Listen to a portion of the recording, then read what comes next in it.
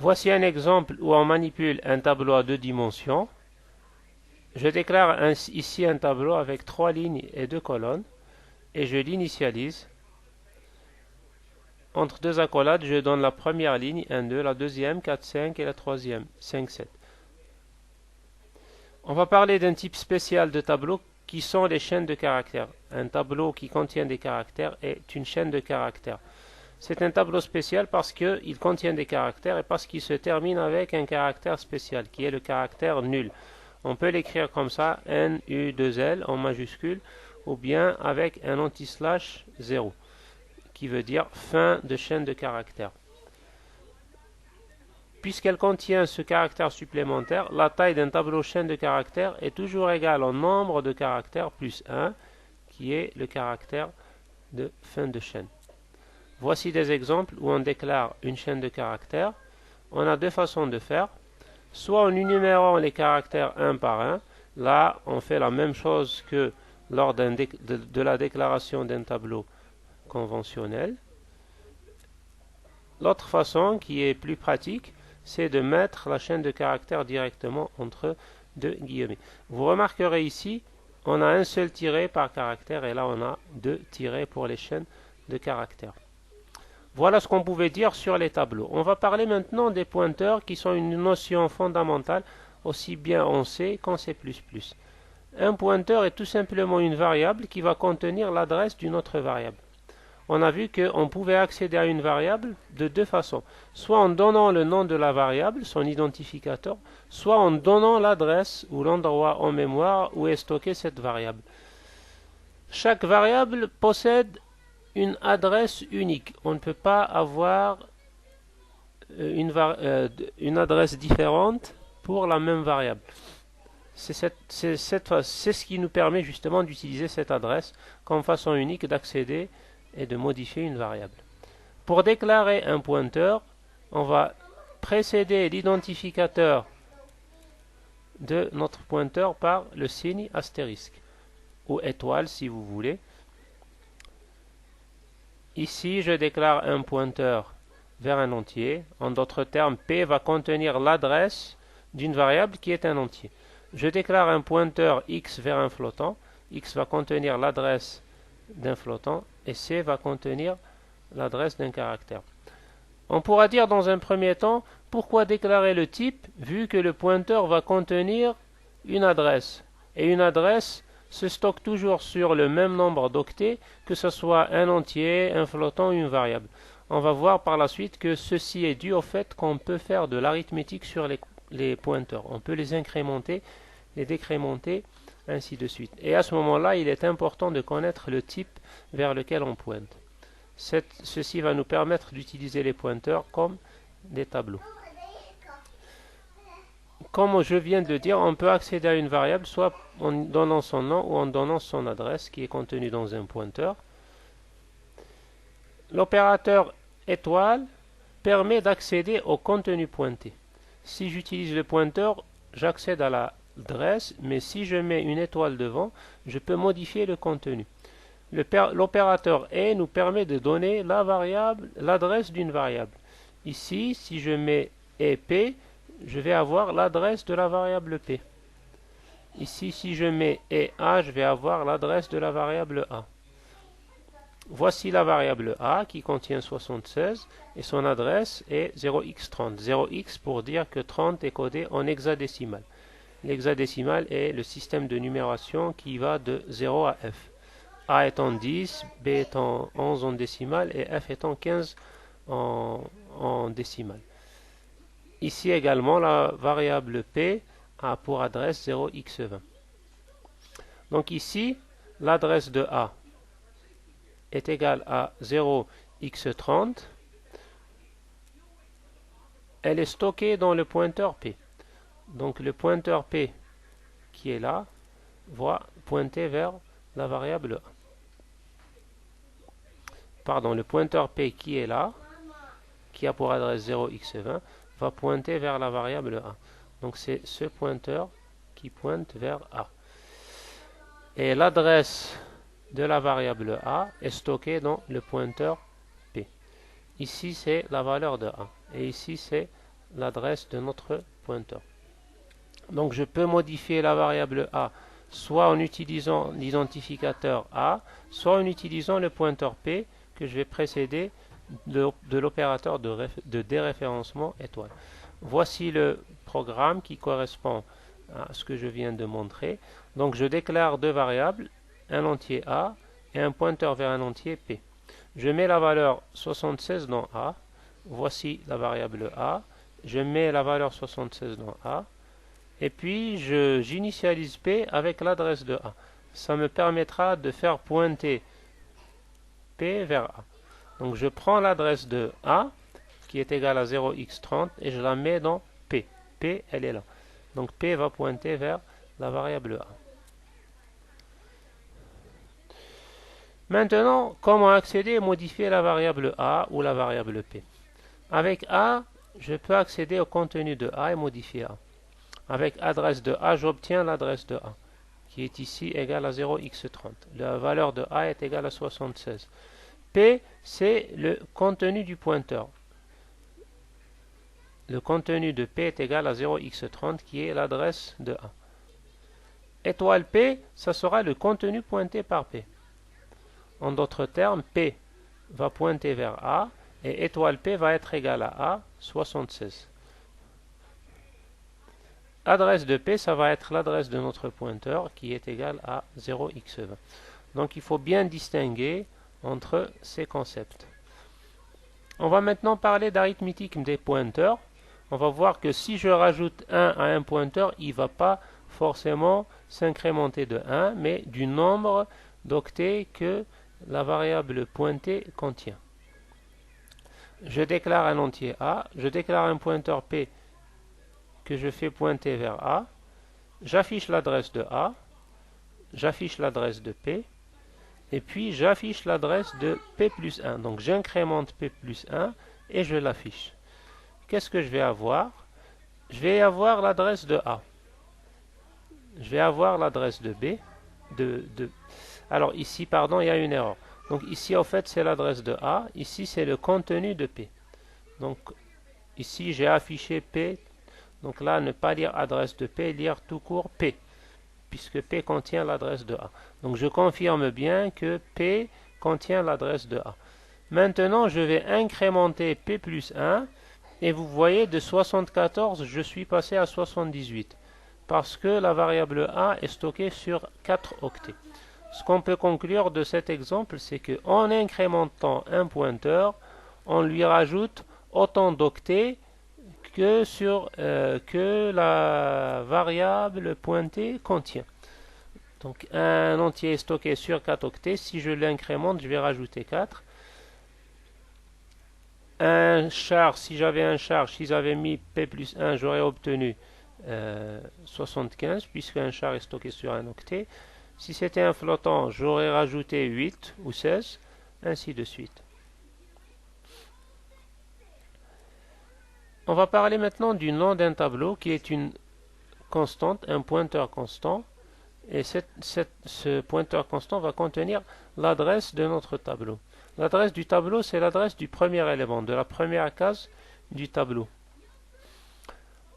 Quand je parle d'un pointeur constant, ce pointeur n'est pas modifiable. Il ne pourra jamais apparaître à gauche d'une affectation.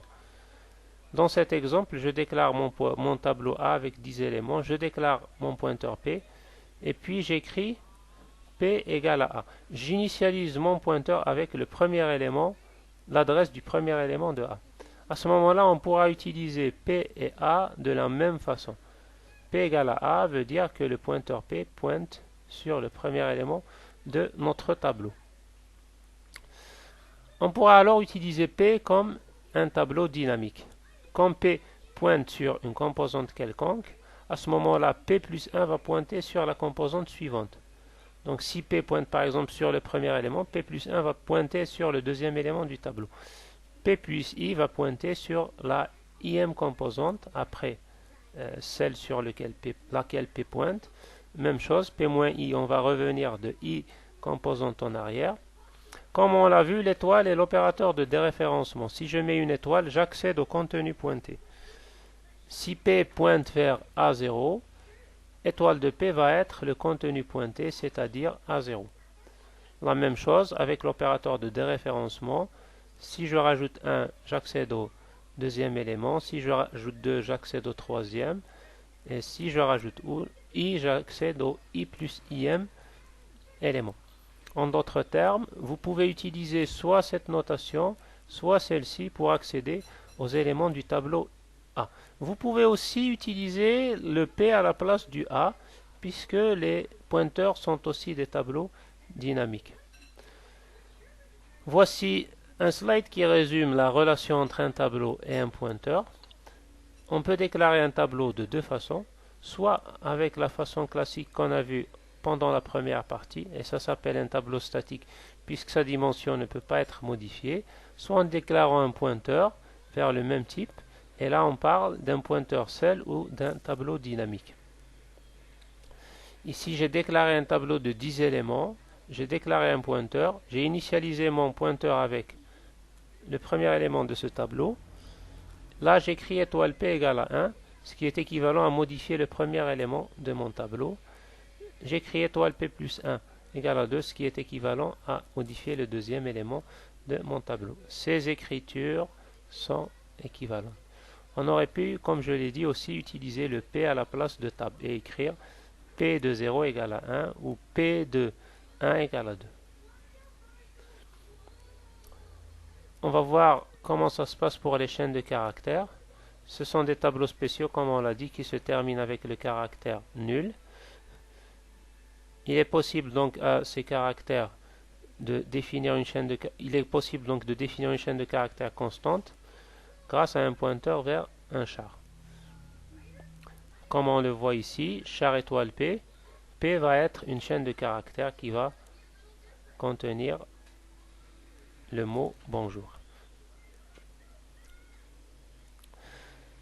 Un tableau, on peut aussi définir un tableau de pointeurs, un tableau qui contient des pointeurs. C'est un tableau dont les éléments sont des pointeurs vers un type donné. Ici, j'écris int étoile P5. C'est un tableau qui va contenir 5 éléments, et ces éléments-là vont être des int étoile, des pointeurs vers des entiers. Alors attention ici, les crochets sont prioritaires par rapport à l'étoile. Donc je vais lire P5. Quand je lis P5, je dis que c'est un tableau de 5 éléments. Et puis l'étoile va aller vers le int. Quels sont les éléments de ce tableau? Ce sera des entiers, des pointeurs vers des entiers. Par contre, si je mets des parenthèses ici, je vais d'abord lire le étoile P. Donc étoile P, c'est un pointeur. Il pointe vers quoi? Il pointe vers des int entre crochets 5. Et des int entre crochets 5, ce sont des tableaux de 5 éléments.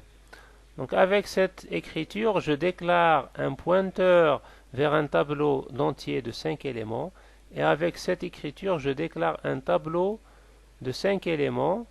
Et ces éléments sont des pointeurs vers des entiers. Donc un tableau de 5 pointeurs vers des entiers et un pointeur vers des tableaux de 5 entiers, grâce aux parenthèses. On peut aussi définir un pointeur vers un pointeur, quelque chose qui contient l'adresse d'un autre pointeur. On parle alors de double pointeur. Voici la syntaxe de leur déclaration. On met 2 astérisques devant le nom du double pointeur. Quelle utilité? Vous pouvez utiliser les doubles pointeurs pour gérer des tableaux bidimensionnels, des tableaux dynamiques bidimensionnels. Il y a un exercice de TP sur ça. Voici un exemple où je déclare un entier i, je déclare un pointeur qui pointe vers i, et puis je déclare un pointeur, un double pointeur pp qui va pointer sur le pointeur p. En C++, il est possible d'allouer dynamiquement de la mémoire, comme en langage C. L'allocation dynamique de la mémoire revient à associer ou à mettre à disposition du programme un espace mémoire au moment de l'exécution. C'est pour cette raison qu'on parle de dynamique, d'allocation dynamique. Une allocation statique se fait au moment de la compilation. Une allocation dynamique se fait au moment de la compilation, Donc une allocation statique se fait au moment de la compilation et une allocation dynamique se fait au moment de l'exécution. L'allocation dynamique se fait avec l'opérateur new. New pour dire je veux réserver un nouvel espace mémoire. J'ai déjà un pointeur, je mets égal new, le type de ce pointeur et entre crochets la taille de l'espace mémoire que je veux lui associer. Voici un exemple, je déclare un pointeur P vers un entier et je lui alloue 10 cases mémoire. On aurait pu faire ça directement en joignant les deux lignes, en écrivant int étoile P égale new int entre crochets 10. Quand vous allouez dynamiquement de la mémoire, il faut toujours tester si cette allocation a réussi. En d'autres termes, est-ce qu'il y a suffisamment d'espace mémoire à allouer à notre table? Par exemple, si je réserve 100 000 ou 1 million de cases mémoire, on peut se poser la question, est-ce que cet espace est disponible? À ce moment-là, on doit tester le pointeur P. Si l'allocation réussit, qu'est-ce qui se passe? Le P va contenir l'adresse du premier élément de cet espace mémoire alloué. Si l'allocation échoue, P va contenir 0. Je teste P. Si P est différent de 0, l'allocation a réussi. Si P est égal à 0, l'allocation a échoué. On doit donc toujours faire ce test. Comme ici, je déclare un pointeur, j'alloue 10 cases mémoire, je fais le tout sur une seule ligne, comme je l'ai dit. Je fais le test, est-ce que P est nul? Si c'est le cas, je dis que l'allocation a échoué. Comme ça, l'utilisateur sera averti et prendra ses dispositions. Il pourra par exemple réduire la taille de l'espace qu'il souhaite réserver. Grâce à l'allocation dynamique, on peut définir des tableaux dynamiques, des tableaux dont la dimension est spécifiée au moment de l'exécution. Voici un exemple. Je déclare un entier n qui n'a pas de valeur au moment de la compilation. Je lis cette valeur au moment de l'exécution. Et au moment où j'exécute mon programme, je récupère la valeur de n et je réserve n cases mémoire pour mon pointeur. Sur certains compilateurs, si vous écrivez par exemple intp entre crochets n, alors que n est inconnu, ça sera une erreur de compilation. J'ai réservé de l'espace mémoire, je n'ai plus besoin de cet espace mémoire, je peux libérer cet espace mémoire. C'est ce que nous permet de faire l'opération delete. Delete qui veut dire effacer en anglais. En écrivant delete P, je libère l'espace P qui a été réservé avec l'opérateur new. Je dois aussi remettre mon pointeur à 0. Attention, cette étape est importante. Si vous ne le remettez pas à 0, votre pointeur pointera toujours vers l'espace qui vous a été alloué et vous pouvez ainsi modifier ou écraser des variables qui seront nouvellement affectées. On termine ce cours en parlant de structure. Une structure est un ensemble d'éléments de types différents qu'on réunit sous un même nom. Contrairement à un tableau, une structure peut contenir des variables de types différents. Dans une structure, je peux mettre un entier, puis un réel, puis un caractère, ce qui n'était pas possible avec un tableau. Un autre avantage des structures, c'est qu'on peut faire de l'affectation globale. Je peux ranger le contenu d'une structure dans une autre en écrivant simplement que la première est égale à la deuxième. Avec les tableaux, on ne peut pas faire ça comme on l'a vu parce que les tableaux, le nom d'un tableau est un pointeur constant et je ne peux pas modifier ce tableau. Voici un exemple où je déclare une structure qui s'appelle article. Voici la syntaxe générale. Struct est un mot-clé. Là, je mets le nom de la structure. Je précise le type du premier élément. Les éléments de la structure s'appellent des champs. Donc le type du champ 1, le type du champ 2. Et là, je donne un nom à mes champs. Je termine par un point virgule. Ici, c'est la déclaration de la structure qui est un nouveau type. On ne déclare pas de variable comme ça, on déclare un nouveau type. Une fois votre nouveau type déclaré, vous pouvez déclarer de nouvelles variables appartenant à ce type auquel vous aurez donné un nom. Voici un exemple. Je déclare un nouveau type ou une nouvelle structure qui s'appelle article. Cette structure contient trois champs. Le champ numéro qui est un entier, le champ QTE qui est un entier et le champ prix qui est un flottant. Je termine par un point virgule. Vous remarquez que la déclaration est contenue entre une accolade ouvrante et une accolade fermante.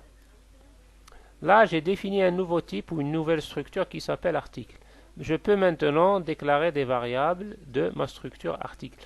Art1 et art2 sont deux variables de la structure article. Comme je l'ai dit, l'accès au champ d'une structure va se faire en rajoutant un point au nom de la variable qui appartient à cette structure. Alors là, l'accolade est en plus. Vous lisez juste point. Ce champ est alors manipulé comme n'importe quelle variable. Je reprends l'exemple de la structure article avec les deux variables art1 et art2. Je vais écrire art1 point numéro. En écrivant art1 point numéro, j'accède au champ numéro que je peux modifier en y mettant la valeur 15. Ici, je lis la valeur du champ prix à partir du clavier avec un CIN. Et là, j'incrémente le champ numéro, art1.numéro++. En d'autres termes, les champs se manipulent de façon tout à fait ordinaire comme les autres variables. Il suffit juste de préciser le nom de la variable structure suivi du point. On termine avec l'initialisation d'une structure. Comme pour un tableau, vous pouvez énumérer les éléments d'une structure au moment de sa déclaration. Un autre avantage, comme je l'ai dit, c'est que vous pouvez stocker une structure dans une autre. Avec les tableaux, cette écriture-là, si E1 et E2 étaient par exemple des tableaux, on aurait eu une erreur de compilation. Mais avec les structures, c'est faisable. On peut mettre le contenu de la structure E2 directement dans la structure E1, dans la structure E2. Voilà ce qu'on pouvait dire sur les tableaux, les pointeurs et les structures. Merci d'avoir suivi cette vidéo. Si vous l'avez aimé, vous pouvez la liker. Vous pouvez aussi vous abonner sur la chaîne.